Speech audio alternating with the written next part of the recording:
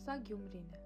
Գյումրին իմ սիրելի քաղաքն է։ Ես շատ եմ սիրում Գյումրու փողոցները, մարդիկ այստեղ ջերմ են ու անկեղծ։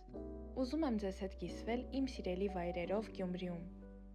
Ժամանցի և նոր հոբի ձեռք բերելու համար այցելեք Վառեմ Մարեմ արվեստանոցը։ Վառեմ Մարեմ արվեստանոցը ստեղծագործական տարածք է Գյումրիում, որը բաց է բոլորի համար անկախ տարիքից, մանրամասները կգրեմ նկարագրության բաժնում։ Եթե ուզում եք տեսնել մի տուն, որտեղ ամեն ինչ գլխիվայր է,